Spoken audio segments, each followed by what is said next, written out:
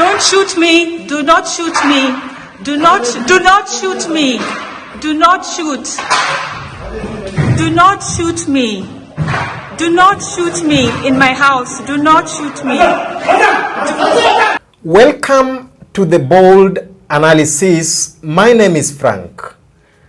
Footage have emerged of how police staged a dramatic entrance into the house of politician and businessman Jimmy Wanjigi in Muthaiga 44 Road, where the police have been on a pursuit of the businessman and the Safina party leader for a period of over 9 hours after he made a clinical appearance at the Nairobi Central Business District, where the Gen Zs were going on with the protests. And from today, the opposition leader Raila Odinga, who is also the ODM party leader, has equally visited the home of Jimmy Wanjigi just some moments when already the NARC Kenya party leader Martha Karua had also visited the home in Muthaiga alongside other prominent party figures and lawyers in the country. And from the visit today, there are things that played out. The moment Raila Odinga got in, because at first when Martha's team was there, their vehicle was outside the gate, seemingly having been denied entrance with a vehicle but was allowed to enter as a person, or they choose that they were not going to enter with a vehicle. But when Raila's team came in, their vehicle was cleared and went through the gate, just a single vehicle. Then when Raila got there, because Martha Karua was already there, she got outside the house and did not accompany Raila inside the house. So questions have been asked, was that in regard to the current steamy or shaky relationships that the two are having, especially after Raila decided to join the government? Now, from Jimmy Wanjigi's, I'm just showing the footage of Raila entering and Martha Karua also entering, because when Martha Karua was there, she gave specific orders to the police to go away, telling them that it was illegal for them to ransack somebody's house without a valid warrant of search or search warrant from the court.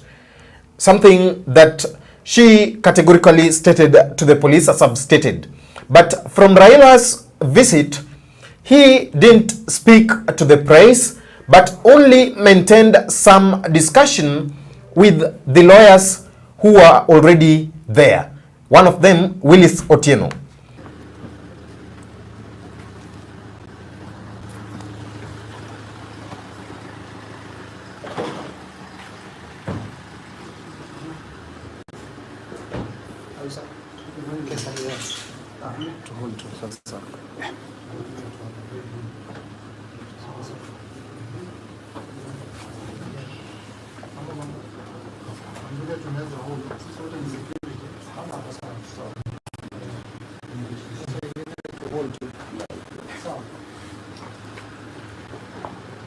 To William Ruto has just arrived here, and we can see that this is Mama walking out of the. They're asking for Mr. Wanjigi, and we have asked them to leave on behalf of the family. They have left the main house, but they are still here outside his gate. The family cannot feel secure. They were terrorized the whole night. They have not slept. They can't even nap. We're asking the police to leave. And if they refuse to leave, we have advised the family to instead then leave and leave this house to the state for the time being. Yes. We saw yesterday they said that there were evidence that were collected from the car, and of course they left last night saying that they don't have any evidence, and today in the morning they've come again, but they found new evidence. What can you say about it? The evidence that they planted at night. They entered the house at between 4 and 5 a.m. When everybody was sleeping. Disconnected the electricity so that the CCTV could not work. Disabled the internet so that there can be no communication. So if they claim they found anything which they had not found in their earlier search, hiyo ni wao wamekuja nayo.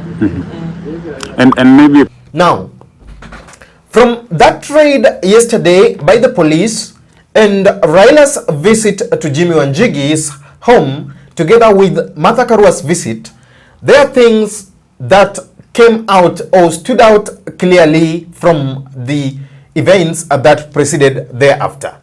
One thing that seems to be quite clear is that the political class, or the government rather through its security apparatus and agencies, are trying to give the organization of the Gen Zs, which at the beginning was a faceless and a leaderless generational group, a leader. They are trying to give it a leader or a face who can take the blame after initial attempts to try to drag the names of some of the people into these groups failed.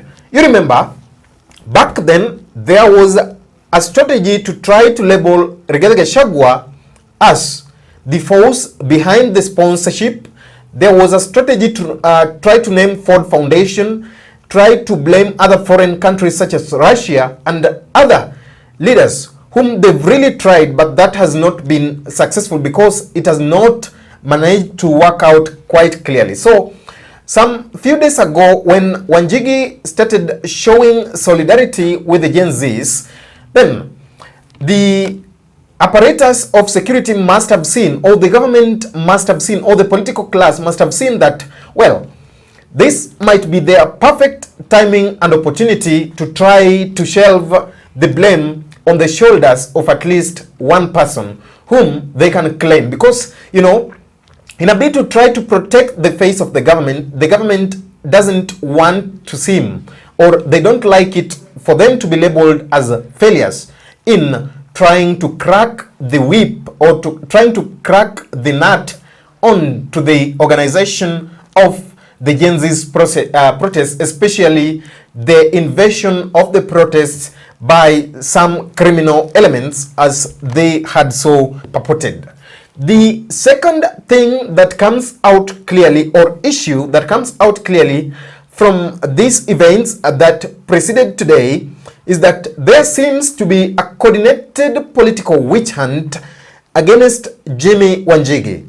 Because for one, you remember, Jimmy Wanjigi has been a vocal critic of the government in the recent past, and most especially on the monetary policy or the financial policy that the government has in place, especially in regards to the runaway corruption that is witnessed, the economic crimes, and the huge appetite for borrowing and taxing at the same time when the resources are not managed clearly. Here is a video of Jimmy Wanjigi speaking just some hours before the drama started yesterday.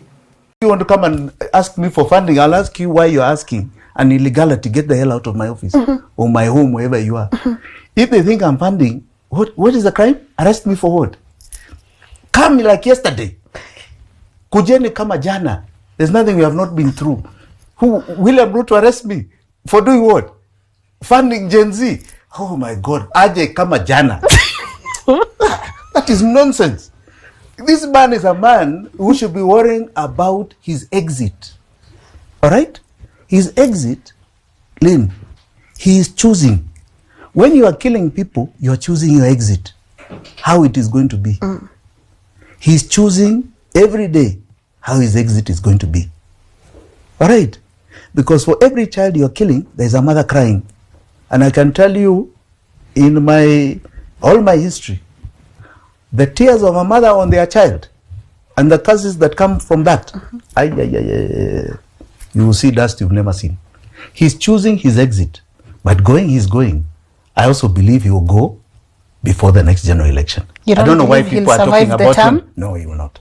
I do not see 2027. I do not. In the next few months, he will not even have a budget. All right. Me, I want to see how he's going to operate. Yes. Let him now come with a new budget. Let us see. And try and even a new finance bill. Because he's going to come to a stage. You know how you see governments close? In the US, Congress has not approved Yes. the budget, so government is going to close the next day. Hiyo inakuja. All right? It's coming. And it's going to be a very interesting thing that you're going to see. And I want to see how he survives that. Because he definitely cannot lead. Right? This is a man who's going. When you're killing kids, you are gone. There's nothing here. Like yesterday. How do you manage a crisis with killing kids? He's done. Well, you actually think he's going to last to 2027? No, these are extraordinary times. Extraordinary moments. Embrace this time in our history. It's a fantastic period. You're going to see a change you cannot believe. And we're wiping off what should have been wiped off when these guys go to power in 2013. The third interpretation of this, especially on the Raila's presence on or at the home of Jimmy Wanjigi, you know, this must have been a coordinated one or a PR strategy one to try to kill the social, because the social media already was awash with demands of as to why was Raila not visiting the home of his compatriot or fellow when in the events of, I think it was last year but one, when police also raided the home of the businessman, he was there. So people are already asking, why has he not visited this time round to try to stand in solidarity with Jimmy Wanjigi? So that was a decision to try to rescue that image, as was the case in the last instance that happened. Well, we know that they have been friends, and now that Raila is in the other side of the divide, then the best thing that could have happened, maybe according to his handlers at this particular point, was to visit the home of Jimmy Wanjigi so as to lay bare the questions that are seemingly being asked. You also, one thing that is coming out analytically out of this, that Raila must have well as visited to try to show support to Jimmy Wanjigi, especially now that Jimmy Wanjigi had openly shown support that he supports the Gen Zs. So therefore, if Jimmy Wanjigi supports the Gen Zs and Raila supports Jimmy Wanjigi, there he's trying to do a political calculation of trying to have a face that he, despite the criticisms that have been leveled against him, that is not in solidarity with the Gen Zs or that he hijacked the Gen Z's cause, then in this case, he also wanted to show that maybe he's also standing with the Gen Zs. Remember, also there was a situation that presented itself that before Raila reached, Karua was the first one to reach, and the idea that Karua reached and has shown solidarity with the Gen Zs, Wanjigi has shown solidarity with the Gen Zs, then the Gen Zs are equally a formidable force to reckon with, especially come 2027. And as a politician in this country, then it might have been wise, maybe according to his handlers, for him to visit the home of Jimmy Wanjigi. The other interpretation of this, you know, Jimmy Wanjigi wasn't in the house after that raid at night, where the family claims to have been dragged from their beds, to have been, you know, all sorts of accusations that they've leveled against the police. He wasn't in the house at that particular point. Then, therefore, that one tells you something, that before he went to town and was being chased by the police, and how did it happen that while he was at town, then some moments later, there was a heavy police presence at his door gates? Then he must have already have had some intelligence reports that there was such a plan or operation to have a crackdown on him, and that could have informed the reason as to why maybe he didn't go to his home at that particular point after that chase, because he might have been informed already. Otherwise, the police could have caught them off guard and could have accessed the house at the first instance that they went to the house and pulled the car that they claimed to belong to Jimmy Wanjigi from the gate. So having a prior idea maybe of that intended arrest could have also informed his decision to try to stay away from the house. Then that puts into question on the alleged evidence that the police said that they found in the car. Was the evidence true, or was it a planted evidence? It raises a question on that. Well, that is a question that I leave to you to answer. To inform the public that today we intercepted a personal motor vehicle, Brado model KDC 883R in Mudaika, at the residence of Jimmy Wanjigi. In the vehicle, we have recovered 4 tear gas canister, 2 Motorola gadgets, 7 assorted chargers for the pocket phones, and 1 mobile phone. Investigators are on the ground and to ascertain more details.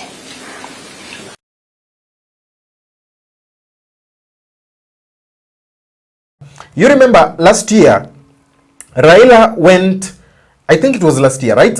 Raila went to Jimmy Wanjigi's house at a time when a similar raid was carried and was together with the late Waziri Maina, that is Jimmy Wanjigi's dad. And in a similar turn of events, Jimmy Wanjigi wasn't found in the house at that particular point. And Raila was there for a quite bigger part of the day in the same case that happened last year. But then some people are asking, what is the interpretation of Karua going, or when Raila walked in, then Karua didn't share the same room with Raila, but rather chose to stay outside the gate of Jimmy Wanjigi, despite having stayed there for quite a long time, and Raila just stayed for some minutes before getting away. What is the interpretation of that? Maybe Karua wanted to show that, you know, let it not be taken that she's on good terms in terms of political ideologies with Raila Odinga. She wanted maybe to show that, you know, I don't agree or support the move by Raila Odinga to try to walk away from the opposition and try to jump onto the government's ship. Thank you for watching. That marks the end of our analysis.